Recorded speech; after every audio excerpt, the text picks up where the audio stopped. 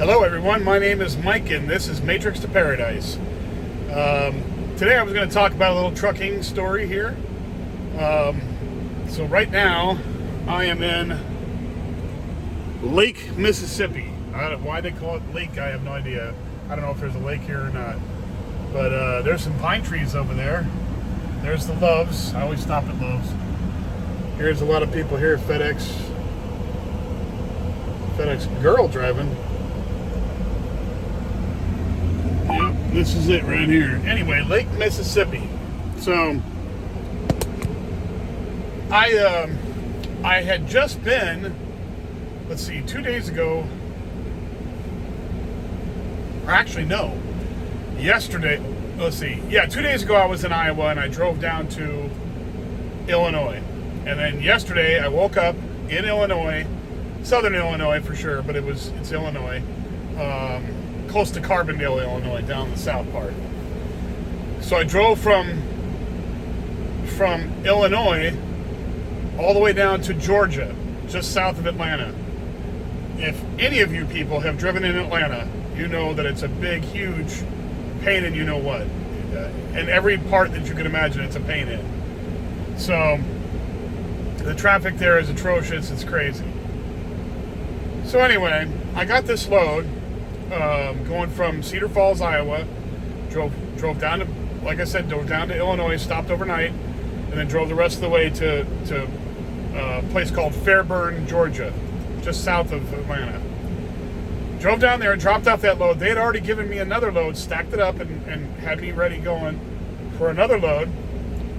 However, the delivery date, or the time for the Georgia load that I was taking down there, was it like, I wasn't going to get down there until, I couldn't deliver it until like 8 o'clock at night, 7 o'clock, something like that. So I delivered it down there, and I have to go get this other load right away. And this other load's got 2 days to get 800 miles. Not less than 2 days, like 22 hours. And I'm thinking to myself, how in the hell are they going to work this? So I took it. I didn't know how they were going to work it, but whatever. I don't argue with them anymore. Unless it's really crazy. Well, anyway, and what I mean by that is if they give me something that's they must have made a mistake on it, and there's no way I could complete it. This was, usually I take them, and I liked it, I took it because the miles were good. It was like 800 and some miles, which was a good load.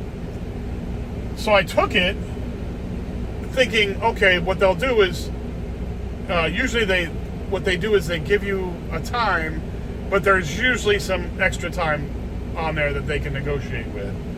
So they want you to get there at a certain time, but a lot of times you'll call them up and say, look, I'm not going to make it there on this time. Can it be a little bit later in the day?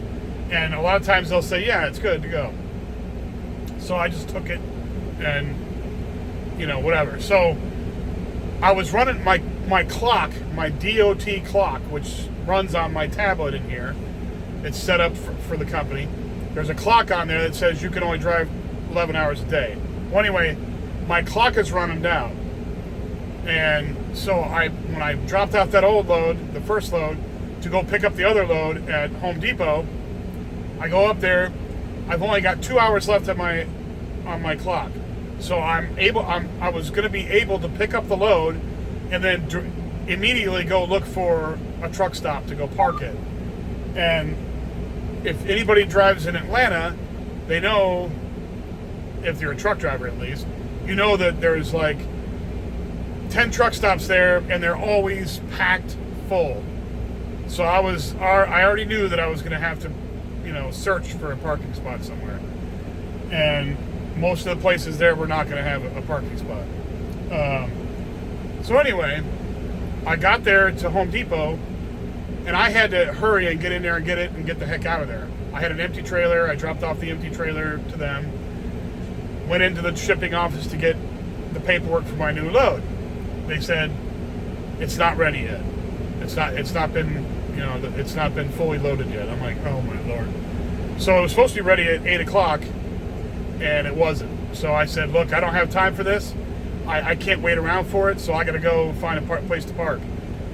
Luckily, I didn't have to pick it up because then I'd be trying to find a place to park with a trailer. This other way was I wasn't taking a trailer, so I was going to go bobtail, which is just the tractor part, which is a hell of a lot easier to find a parking spot, believe me. So I was kind of happy with that in a way. And I figured, hey, it was going to work itself out the next morning as far as the times getting there and all that. So this morning I get up and they'd sent me a message saying, hey, is the load ready yet? So I said, I'm going over there right now.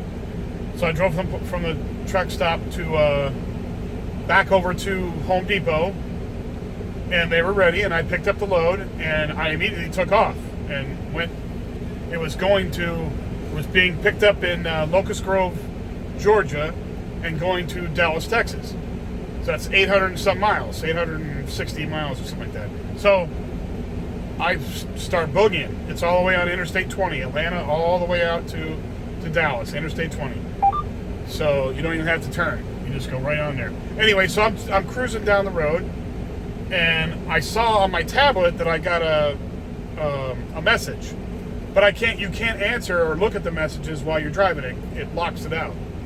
So you're not messing around on the tablet, obviously. They want you paying attention to driving. So I thought, well, it must be some random message. They send you these random messages all the time about, be safe, make sure you check this or check that, or, health benefits will be, the new season is here, or whatever. All this other silliness, right? So I thought it was one of those. Well, it wasn't. What it was them calling me and telling me they were going to T-call. T-call means you're going to go and swap loads with somebody else.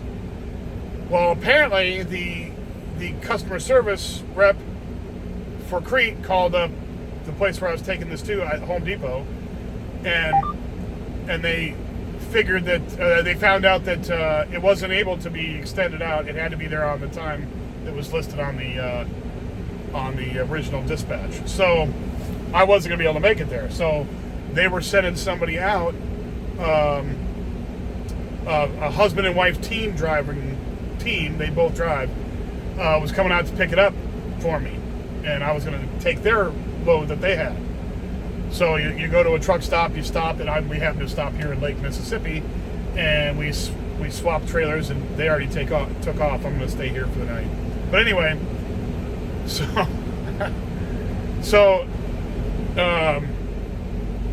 now I knew when I took the load that it was not going to be able to make it on time. I figured there was some load, some discretionary time period in there, but there wasn't. So they made me swap it with somebody else, what they call a T-call. Anyway, so we just got that done. Well, it was funny because they actually sent me a message. The planners sent me a message and said, "Hey, we're sorry that we expected you to take this and get it there in 22 hours, 800 and some miles." And the reason why if I could drive straight through, I could get it there easily, because I think it's only 800 miles. It's only a 16 to 17 hour drive, but I can't drive straight through. But the problem is you have to take a 10-hour break in between there. So I can only at the max possible, drive 11 hours. Okay, then I have to take a 10-hour break. So since it was 17 hours, and that's if I was hauling ass 17 hours. Usually, because you got to take a break in there, you can't drive the whole 8 hours. You got to take a break in there. You got to go to the bathroom. You got to eat. You got to do all that. So it's going to take another hour out of that at least. And I wasn't going to get there in time. There's no way. And I knew that, but I figured they would solve it by, letting me go there a little later. But they didn't. Apparently that wasn't possible. So one of the rare times that I've ever had to swap a load out with somebody for this company. Now, when I worked for a company called Werner, we were swapping all the time. They were trying to get me to swap all the time. And that got annoying, because you would get a nice load for, 1,200 miles or something. And then 300 miles down the road, they're like, you're going to pull off and swap with somebody. You're like, and then take a load for like 200 miles. You're like, what the hell? I just lost like 800 miles or 700 miles because you made me swap. That's, I hated that shit. But with this company, Creed is so much better company to work for. And not to talk bad about Werner. Werner has their own deal going on. They have a lot of newbies and all that, so that's their deal. But Creed is populated by seasoned drivers, people that are at least a year in, at least.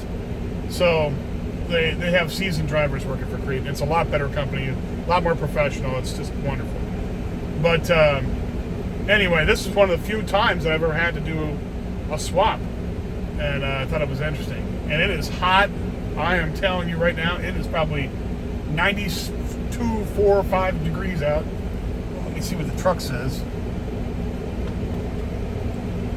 Truck said, oh no, it's a lot more. Truck says it's 106 degrees out.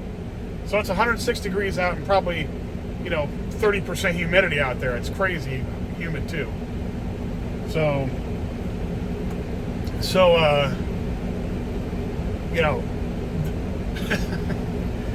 this is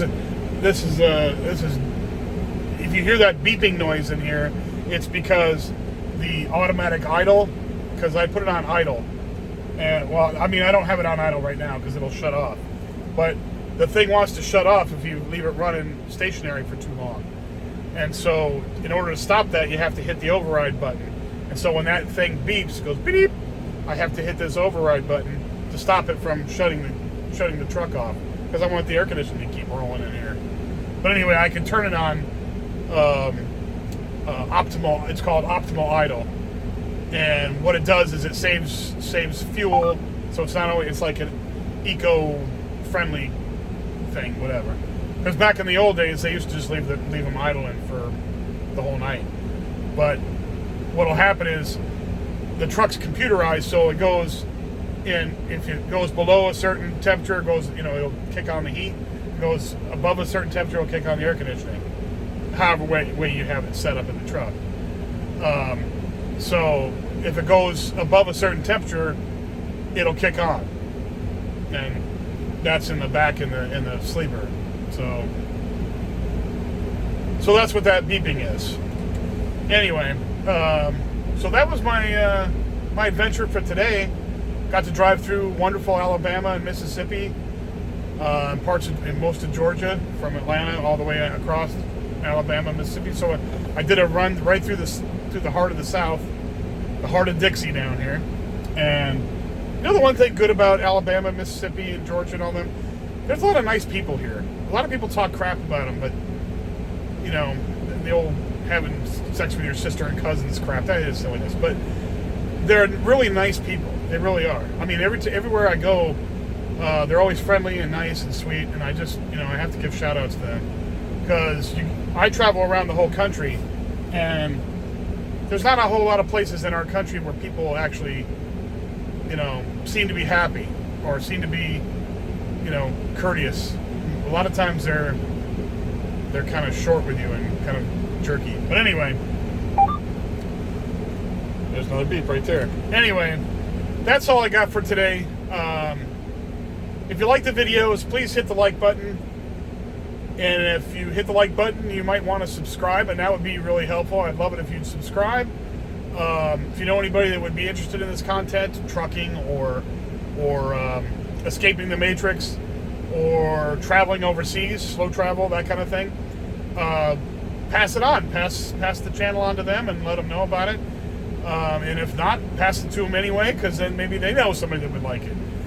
I appreciate everybody who views my videos, and I will come back with more later. Thank you very much. Bye now.